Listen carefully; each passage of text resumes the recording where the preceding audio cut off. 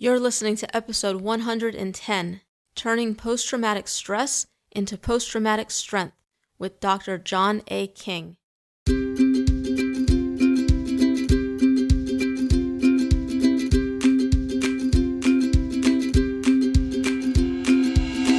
Welcome to the Grass Gets Greener podcast, the show for survivors by survivors. I'm your host, Melissa Wilson, a bullying survivor and anti-bullying advocate. And each week you'll hear from a survivor who has overcome a traumatic experience to go on to not only survive, but thrive, so that you can too, starting now.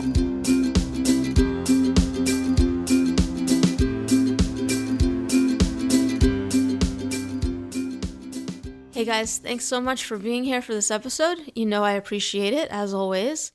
And I have a really great episode for you today with Dr. John King of the Give Them a Voice Foundation. But before we get into it and I give you the highlights of what we'll be talking about, I do want to let you know about something. So if you listened to the last episode, I mentioned at the end of that one that I was creating a resource for you that lists the most common tools and strategies that my guests have used in their healing journeys. Some may be ones that you already use, and some may be ones that you haven't tried yet. But I wanted to create something for you to have that you can go to whenever you need something to help you in your healing. This way you don't have to sift through all of the episodes to see what's worked for my guests. They're all right there in this document. Consider it a toolbox that's been pre-populated with the most common tools that have helped them. So if you're interested in grabbing that, it's totally free, and you can find it on the show notes page for this episode. That's going to be at thegrassgetsgreener.com/John King, and you'll see the box for it there at the end of the post. So I hope that you'll check that out and that you'll find it helpful. Now, to get on to today's episode, and we actually talk about the importance of having tools to help you in your healing journey. A total coincidence, but very fitting.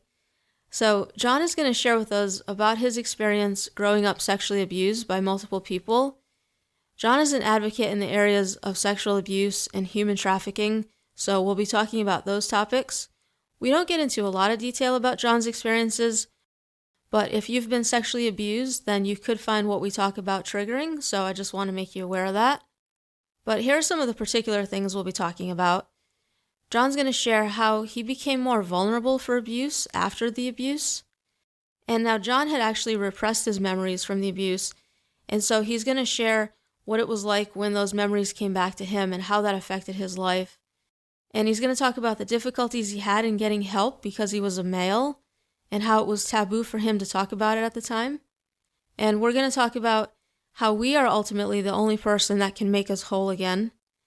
And John will share what some of his favorite tools have been in his healing journey, and how he had to redefine what was normal for him. And we'll talk about the importance of giving yourself permission to do what you need to do to heal. So lots of good content in here, and regardless of what your background is, whether you were sexually abused or not, I think you'll find this episode helpful in guiding you in your journey. So without further ado, we're going to go ahead and get into it, and I'm going to go bring John on.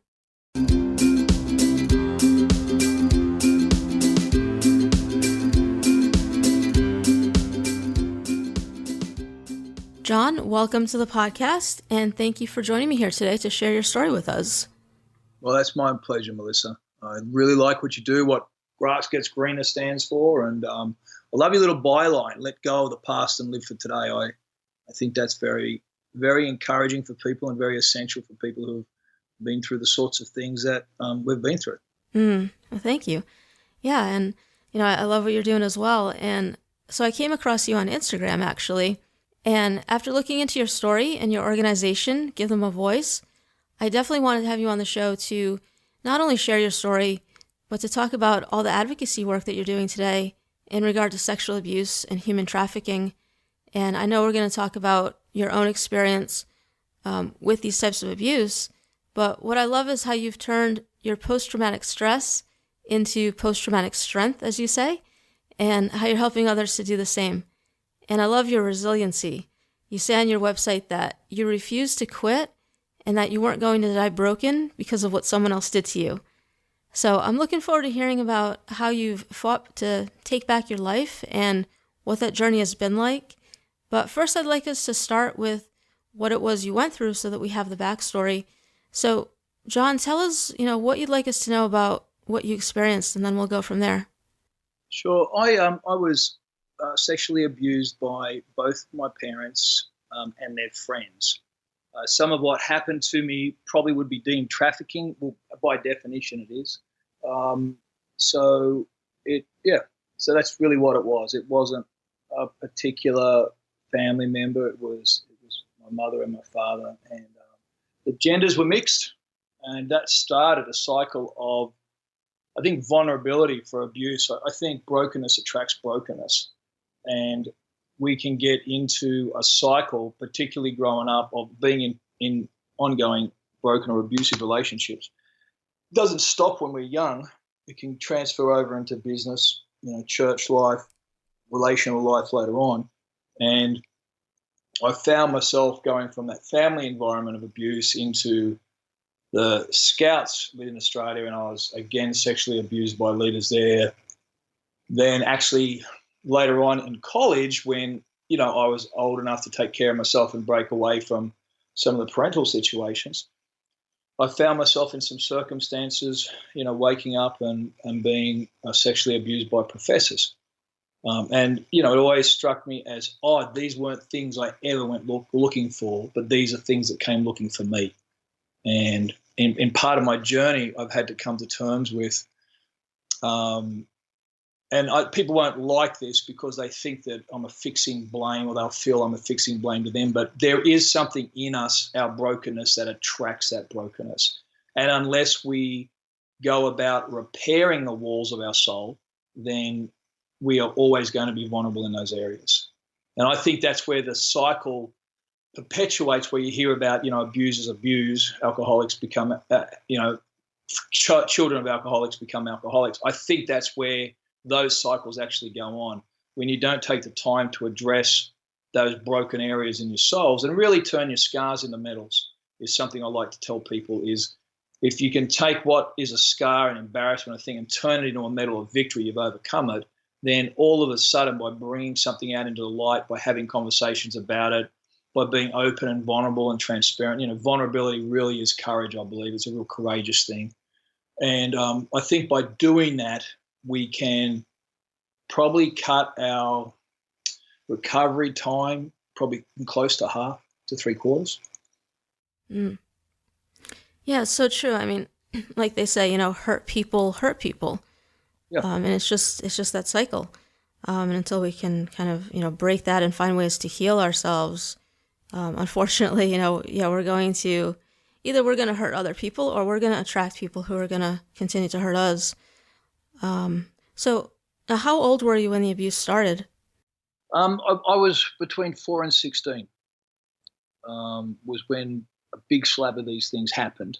The stuff at college happened when I was in my early 20s, but this childhood stuff was between 4 and 16. Mm-hmm. And I believe I read that you had repressed the memories as well. Yeah, it's not uncommon. I think when you grow up in that sort of environment, there's a sense that it's normal for you. You've got nothing to compare it with, so it is just the only experience you have.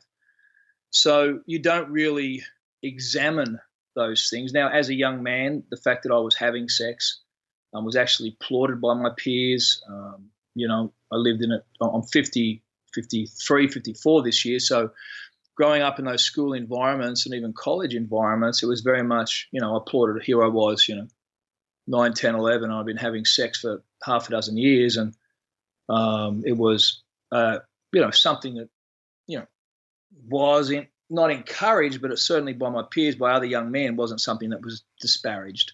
It was celebrated.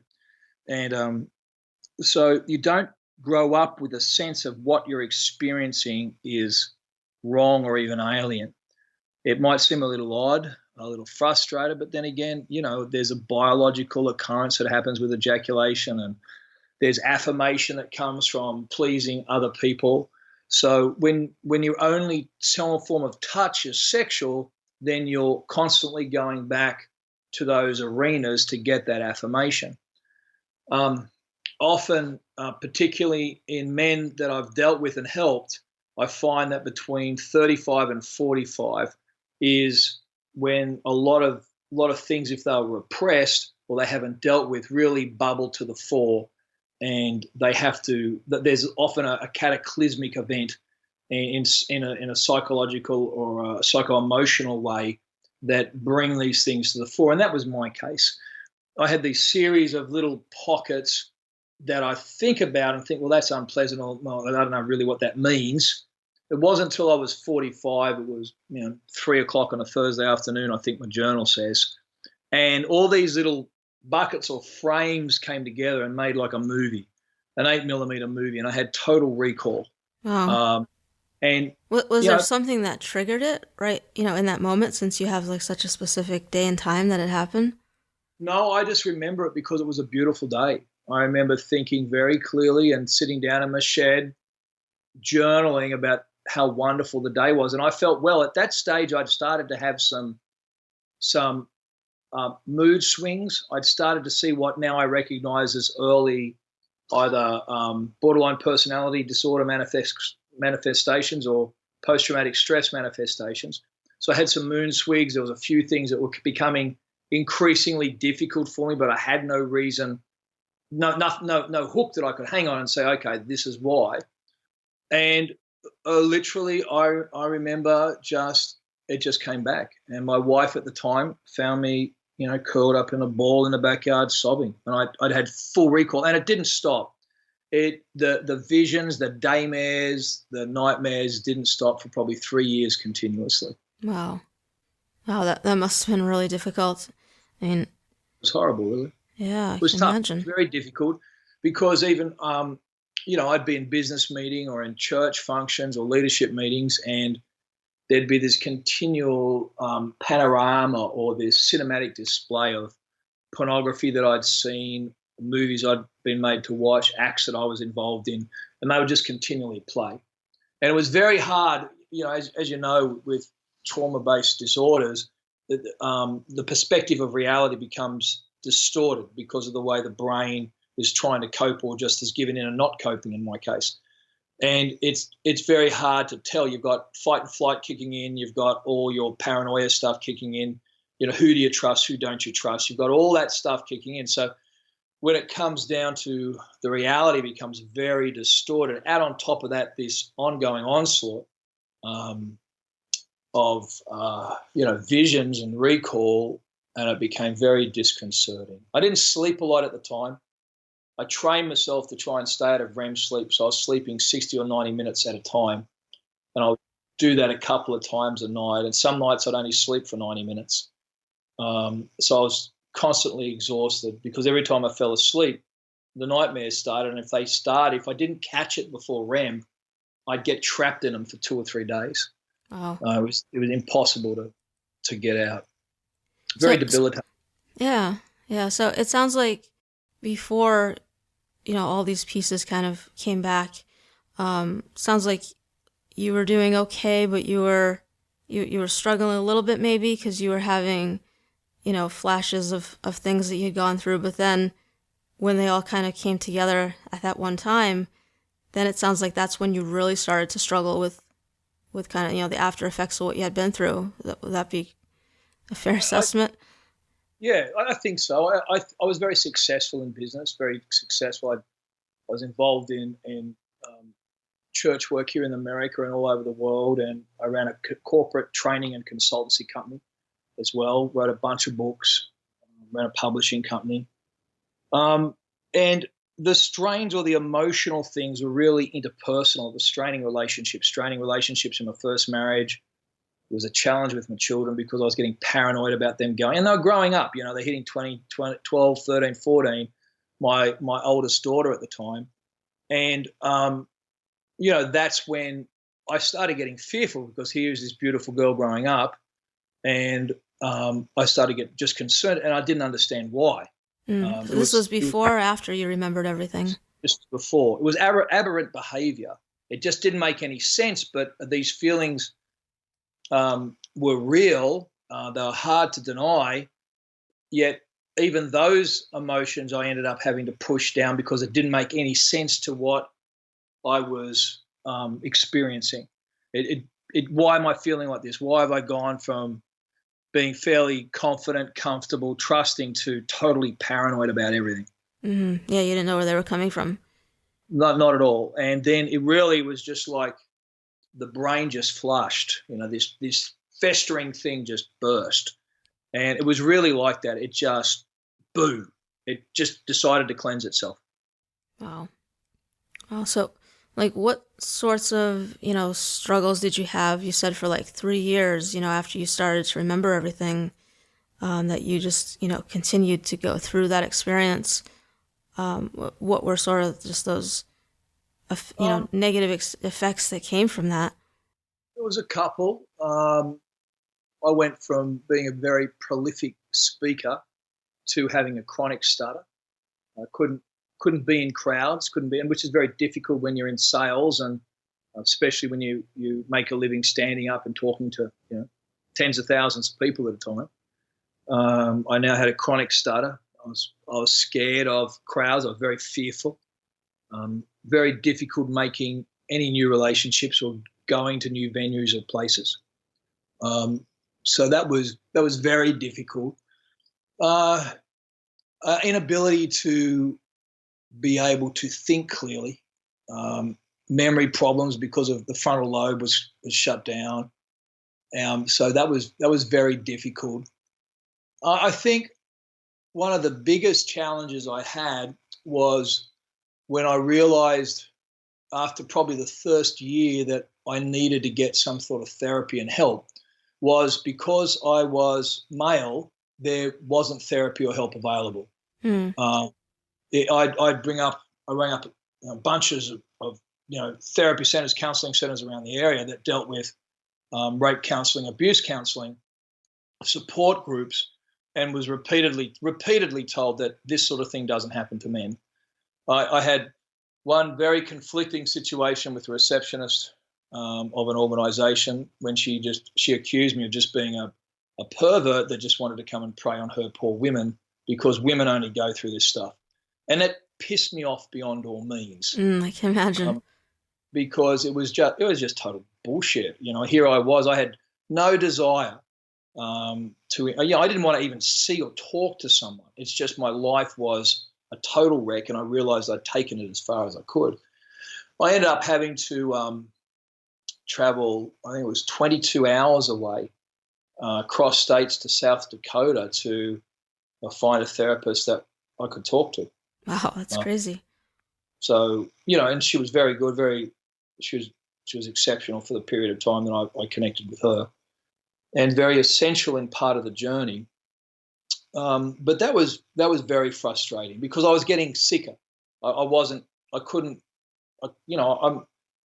As a man, a lot of your identity is tied up in what you do and your ability to solve problems. So here I was, I'd lost my ability to provide for my family.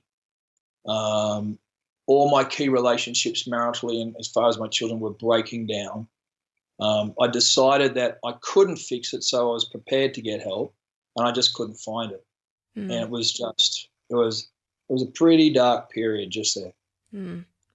It sounds like you didn't really have anyone, close to you that you could turn to talk about this stuff either. No, I didn't. But the church that I was leading was full of very young people, in their 20s and 30s, and so they didn't have the experience or the capacity to be able to deal with it.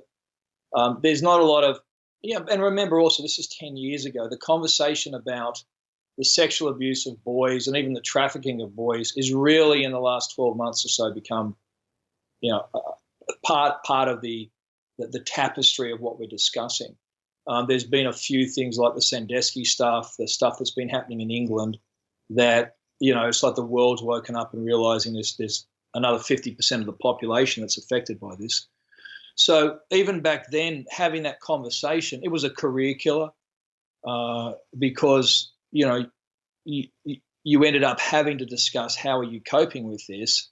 And, so business goes down the chute, opportunities fold. I couldn't get on an aeroplane. I just had to cancel events. So really my circle became very tight. And my wife at the time didn't couldn't understand how anyone could abuse someone like that. And really, it just put such a strain on our marriage that it just broke it. Because PDS is like that. It's a very emotional, volatile thing. And I remember writing one piece of poetry, which simply said, "I scream to be seen." And I think that's what it is with PTS. Sometimes it's very volatile, but it's never at anyone else in the room. It's really at the universe, because your soul just feels like broken glass and you just want it to stop. Yeah.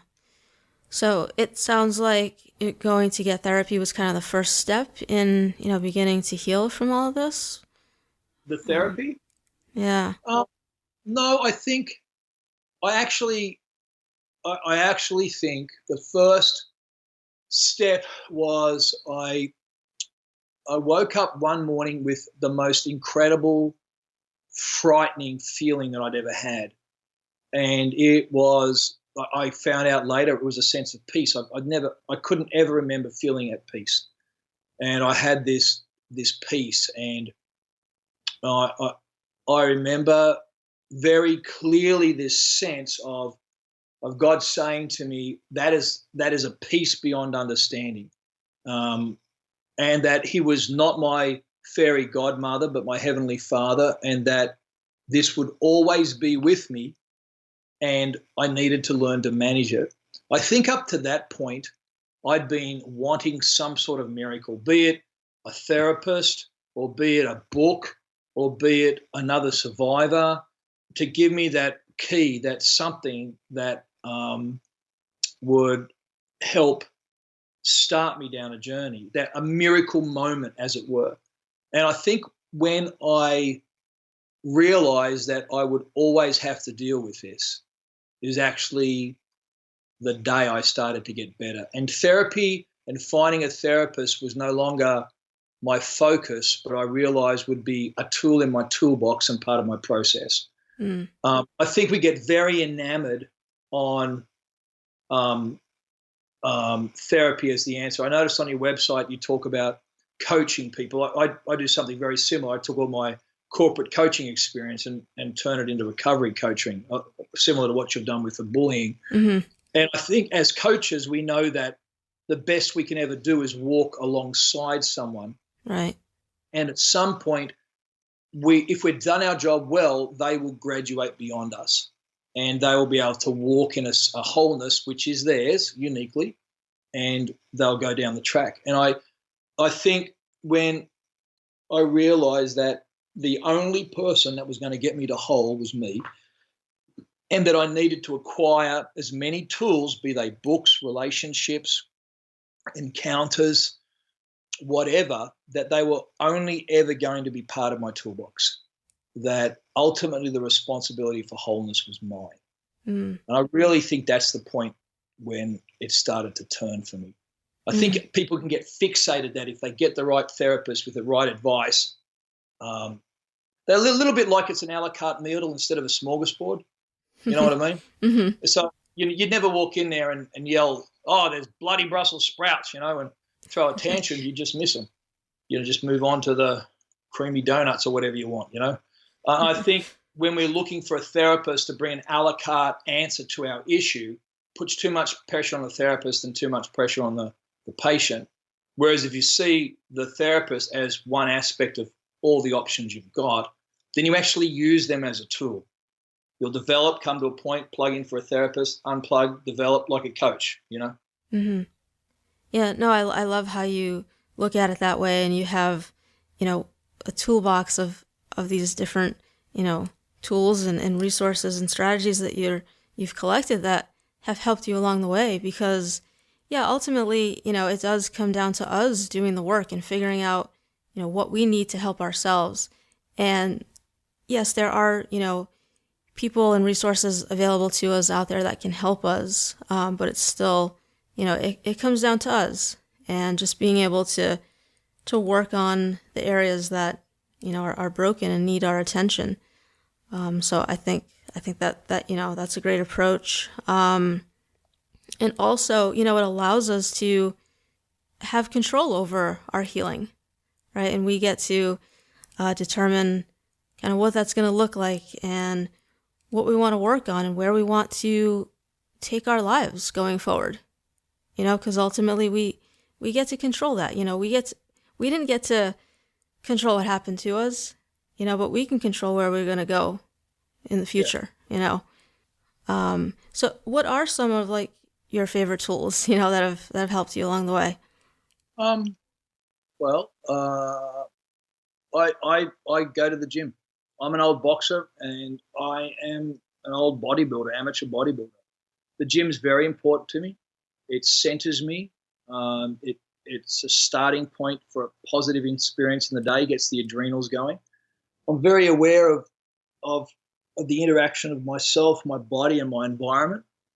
Diet's played a very big part. Getting off sugar, I still, I love making cookies for my kids and me, So I'm not talking freakish levels, but I am aware that there's a direct tie between sugar consumption, anxiety, and depression. So, people often they talk about comfort eating. Well, that's always the worst thing because you're starting to trigger this chemical reaction in your body. Now, if you overlay that with, a propensity towards either BDP or your PTS or whatever it is that you're dealing with in terms of a mental condition, if you're introducing a substance into your body in an already heightened state that is a known cause or provocateur towards things like anxiety and depression, then you're setting yourself up for fail. So I'm aware of what those outside stimuluses are and their impact. I take that as far as if I'm feeling down, I make sure I wear bright coloured clothing. I make sure the music I'm listening to is positive or energetic, not negative. I love blues. I love classical music. But if I am in a rough spot, I'll always crank it up. And I know they sound a little bit simplistic to people, but if you look at your body, your mind, your heart, your soul as an entire system, then you need to understand that whatever you're going to do in one area is going to affect the other. And you have to manage the system. It's not just managing your thought life or your health life or your food intake or your relationships. You've got to manage the whole system. And if you're not managing that whole system, then you will get out of balance very easily, which is a challenge, but it does mean that you can get back into balance very quickly just by making these adjustments. It sounds laborious, and it is. It's very tedious, especially early on when things were very tough. I had, lists of things that I could and couldn't do, or I had challenges with or not have challenges with. And I wasn't necessarily good at them, but what I was aware that they would impact me. And then, you've always got the sneaky buggers that just come up and you get massively triggered and you end up, with your world falling down around your knees, it's like, but there's nothing you can do about that. Mm. Yeah, I think, awareness is so important, like you were saying there, just to know kind of what you need and what helps or what makes things worse, and, making the right decisions based on that. Yeah, I think one of the things that really helped me was giving myself permission, redefining normal. What is normal? I had to redefine normal for myself. Normal people get up at 6. Normal people go to the gym at 7. Normal people have breakfast and drive to work. Normal people. So that's what and I tried to do normal, and it just wasn't going to work for me. Because for me, if I slept past 3 in the morning, then I'd have nightmares. So I used to go to the gym. And then so I'd be eating lunch around breakfast time. But then for me, normal was having a sleep in the afternoon around 2:30 or 3, so I could still function as a father and as a husband. So I redefined what was normal for my life and normal for me. And I gave myself permission because I figured one day that if I had cancer or if I was an amputee or I was in a wheelchair, those around me would make allowances for myself, but I would also make allowances for myself. I wouldn't limit myself, but it wasn't so much a disability. I came to see it as a changeability. I needed to be able to change according to my ability because I had changed. My brain had changed. I was no longer the man I was. I could remember my 30-year-old self, but I would never be him again.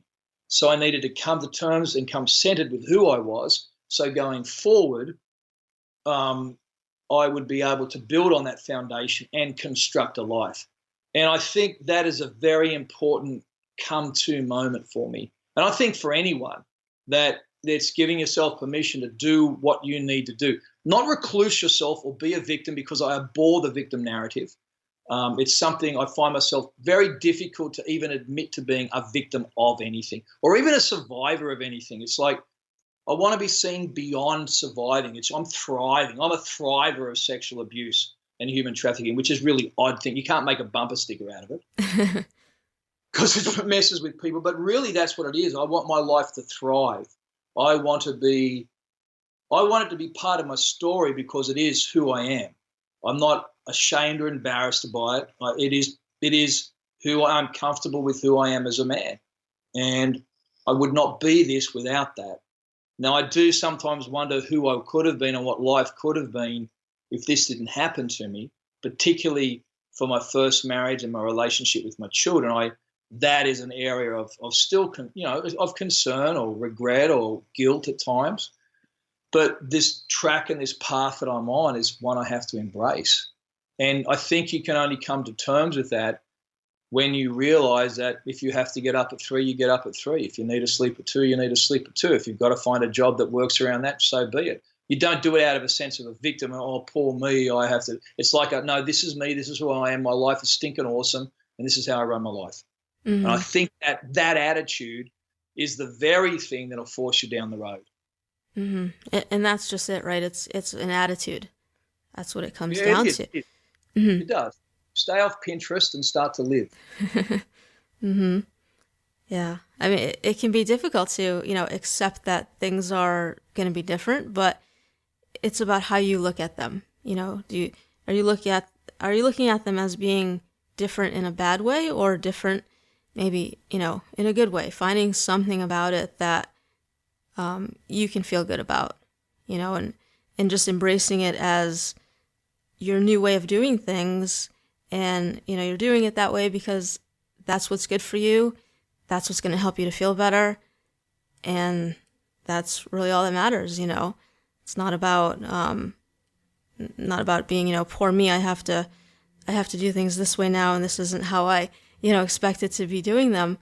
But it's just about, just kind of embracing the way you need things to be for yourself now and being okay with that. Yeah, absolutely. And I don't want it to sound easy to people. That's not what I'm trying to convey. Right. When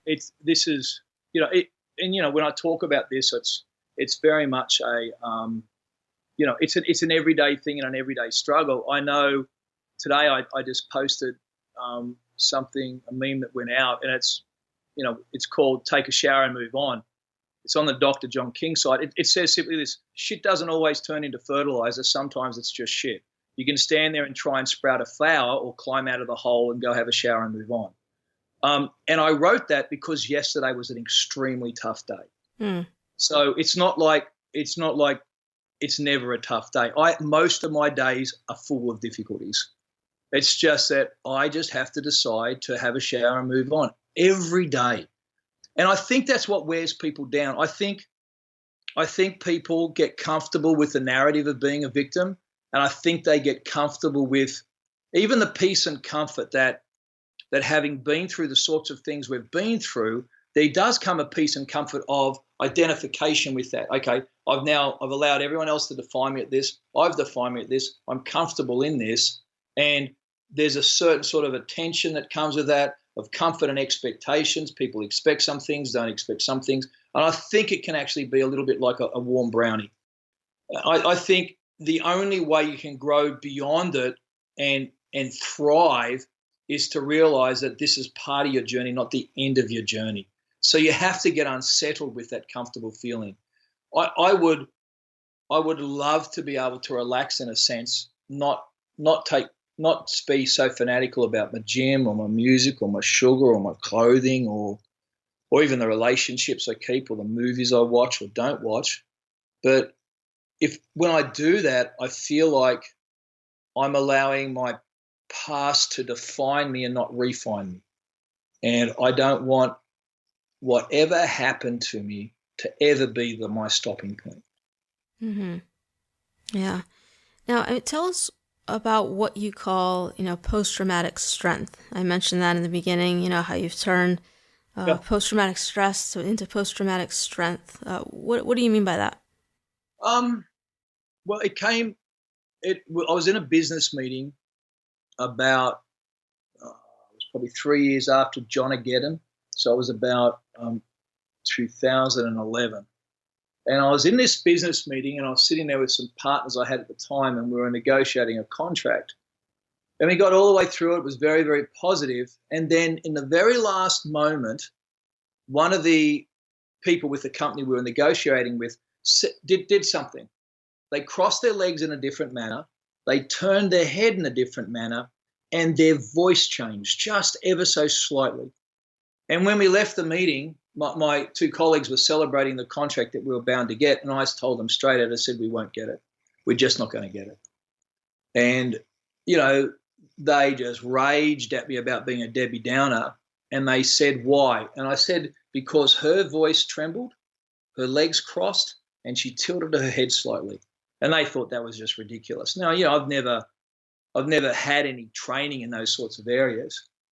But later I got to think about it, that all those intuitive signals were things I taught myself to be aware of because they were a matter of survival growing up. I had to be able to read a room. When I was in a room of people that were going to use me or take advantage of me, I had to find the person who would be less evil to me or less hurtful to me. And I needed to be able to read a room in my home, and I needed to be able to read moods and be predictive of moods and what was required or not required. It was a matter of pure survival. So here I was, and this was a stressor because I was always constantly on edge around people, always, interpreting, misinterpreting, whatever. And I always was very dismissive of it. But when this thing happened, a week later or 2 weeks later, we got a call saying, no, in fact, the client that we were with has taken our entire proposal, doing it themselves with another body. And the people I was with said, dude, you're absolutely right. You've got some sort of superpower. And I thought, okay, that's what I've got now. I've got a superpower. This is my superpower. I don't have an illness. I have a superpower that's been honed by survival. My strength is actually a strength. And it was a skill or an intuition or ability I started to listen to in myself, listen to in my interactions with other people. And I found that there's this inner voice, this intuition, this thing started to become a major strength for me. And I started to do some research on the whole post-traumatic strength things, or stress to strength stuff. And there were some papers written in the UK in the last 18 months, I believe it is, that looked at this phenomena, that people with post-traumatic stress often have developed other aspects of their life to be very strengthful or strong. And I even look at what's happened to me is my journey started by writing poetry. I published a bunch of poetry online as the author on a site called No Working Title. And I published a book, hardcover book, dealing with my journey, all in poetry and art form. Now, I was a writer up to that stage. I was never a poet. But here I was, that my favorite, and still to this day, my favorite form of expression is writing poetry. And when I looked at how, and I had some brain scans done that showed how my brain, what areas of my brain wasn't working and what areas were working or had rewired or overworking. With the shutting down of the frontal lobe, the left side of my brain, right side of my brain was overcompensating, and that being the creative aspect or the creative hemisphere. The left side being the more, line upon line, predictive, calculating side. They were areas that I was struggling with that I never struggled with before. But on the other side, these creative things started to just manifest very easily for me. And I realized that I could either bemoan losing some analytical power, or I could celebrate having gained some creative aspects. And again, it was another thing, okay, well, my stress in one area has turned into a strength in the other area. And I started to build a range of different things around what was now a strength, instead of, as I said, bemoaning the loss or an area that was a stress. Mm-hmm. All right. Yeah. So it sounds like what's also called post-traumatic growth. Yes. Right. Yep. Yeah. Yeah. Um, yeah. And again, I think it just comes back to what we're focusing on, right? I mean, we can focus on the negative, or we can, try to find some positives and focus on that. Yeah, I agree. Your focus becomes your reality. Mm-hmm. Uh, Absolutely. and, as exactly what you said, what you give to is what you get. Mm-hmm. Yeah. So, how are you doing today overall, John? I'm good, like it's Tuesday. It's awesome. First Tuesday I've had in this week and the last one I'll have, so I'm making the most of it. This morning at around 9 was difficult, but, I've stopped assessing my victories in terms of days. I think that was another thing that was very helpful. My wife, now I had the pleasure and the privilege of getting married again just last November. And I think I've got to remember a 6-month thing or something coming. I'm sure she'll remind me. But I was that I would often see any bad moment in a day would cause me to wipe off the entire day. Any bad day, a wipe off a week, and any bad week, wipe off a month. But what my Melissa's been able to do for me is say, baby, we just had a difficult 15 minutes, or you just had a tough hour. And that gives me the ability and freedom to, have a struggle, but then put it up, put a ribbon on it, and move on. So how is Tuesday? It's awesome. Talking to you.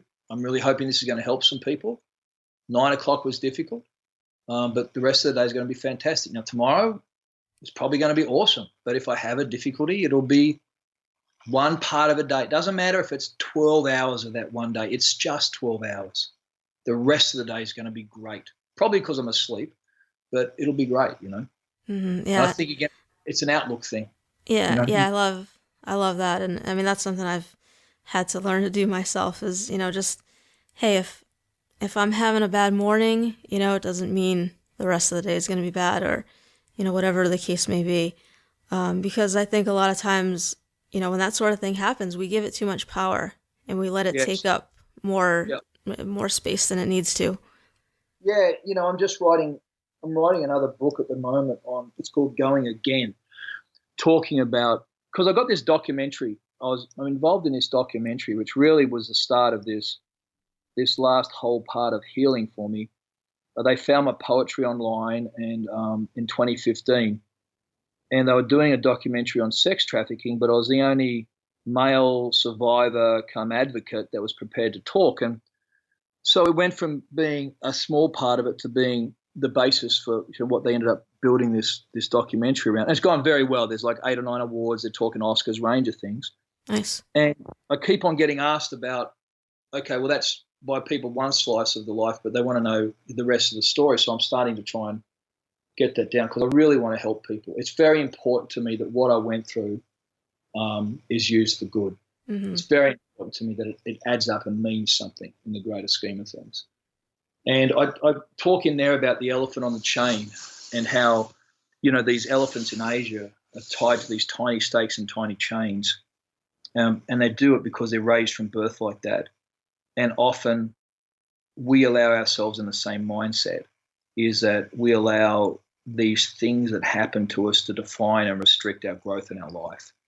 And I think it's very important that, like the elephant, we understand what we were created for, what we were designed for, and we have incredible latent potential, and we have to break free of these stakes and these chains. Yeah, we develop this learned helplessness. Yeah, and we think we can't do anything. Yeah. Mm-hmm. It's a very good way of putting it. Yeah, tell us a little more about, what it is that you do and what you have going on. Well, the focus has really been the documentary for the last 8 months or so. We've got a big release coming up. We've got a Hollywood premiere on September 26th, nationwide release September 29th, which happens to be my birthday, which is an awesome gift to me for it. And then I work in the area of advocacy around the whole issue of sexual abuse and human trafficking. So what I'm doing is trying to leverage the notoriety that's coming with this documentary to bring the conversation to the fore. There's lots of people who want to be associated because it is doing so well. So I'm taking that and very calculatedly using it to bring the conversation into the mainstream. I'm continually surprised at the number of people who don't believe that, sex trafficking is an Asian thing. Whereas Americans, we are incredible consumers of flesh, here and overseas. The Western world, it's Australians the same. It's horrendous what happens through Asia because of Australians. So that's what I'm working on. We do a lot of awareness seminars, how to keep your kids safe, how to be aware of human trafficking in organisations, how to identify traffickers, how to identify traffickees, trying to break some stereotypes, understand that 45% of all traffickers are female and that over 50% of all people trafficked are male. So if you're looking for the black middle-aged man trafficking the white 16-year-old girl, then you're going to miss the 24-year-old Asian lady trafficking the black 13-year-old boy. So we really need to, break a lot of those stereotypes if we're going to do a lot of good and see this horrendous issue addressed in our lifetime. Yes, crazy statistics. But yeah, I know that you have a lot going on today and you're doing some great work. So I think it's really great. And I know that, it's going to make a difference for people. And hopefully, this podcast episode is making a difference for people as well. And I really appreciate you taking the time to come on here. And I have one, final question today before we kind of wrap things up and I let you go. And that is, given what you know now, if you could go back to when you were going through your tough times and give yourself one piece of advice, what would it be? It'll be okay. It all works out. It all works out in the end. It's not over till the fat lady sings. It all works out. Just trust. Just relax. It's going to be okay. I spent too many years striving, regretting, fearful. What do you do, man? I'm 50 and I lost everything. Would I ever be loved again? Would I ever find someone again? Would my kids ever talk to me again? Two do, one doesn't. Would I ever own a house again, car again? Would I ever be able to go shopping again without crying and bursting into tears?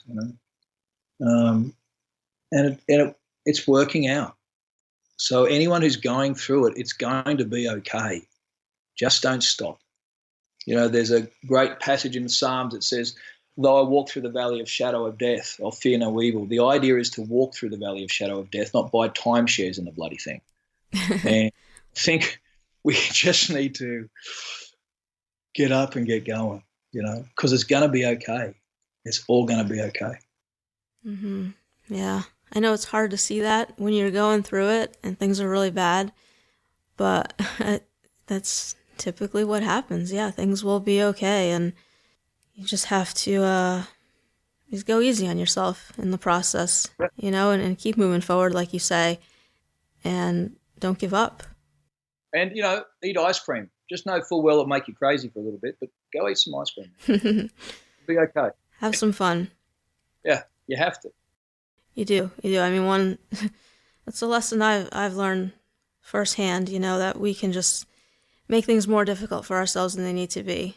We need to if we can just relax a little bit, and trust that things are going to be okay, then it makes things a lot easier. Yeah, it does. So before I let you go, how can people find out about everything you have going on, and, how can they connect with you and all that stuff? Well, we're just consolidating our websites at the moment. We've got a lot because they all grew up around different. The poetry site is noworkingtitle.org. If they'd like to have a look at the poetry, or that book's has been an incredible help for people, particularly for guys who have been abused, or veterans with post-traumatic stress, or their wives. The Give Them a Voice Foundation site is where we talk about our human trafficking. And Dr. John A. King is where we talk about the stress to strength. So all of those will be coming together, and we're on all the major social media platforms. And, if I can help people, I'd like to. I do a lot of writing and posting because, like you do, Melissa, I want to help people get out there and get whole. So thank you for today very much. Yeah, absolutely. And thank you as well. It's been great to have you on. And, I think we talked about some good stuff, and hopefully this has been helpful for those listening, for those who are, still struggling. I think that this is very hopeful, and your story is very hopeful. So yeah, just thank you for coming on, for your time, and for sharing everything. I appreciate it. You're welcome, love. You're well. All right. Well, I hope you have a great rest of your day. Yes, ma'am. I plan to.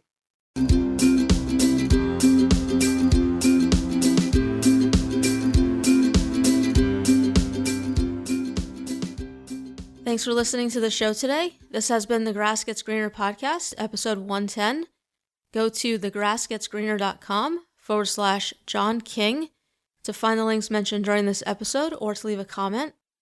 So I hope you found this episode helpful, and what I really like about what we talked about here today is how we can turn our post-traumatic stress into post-traumatic strength.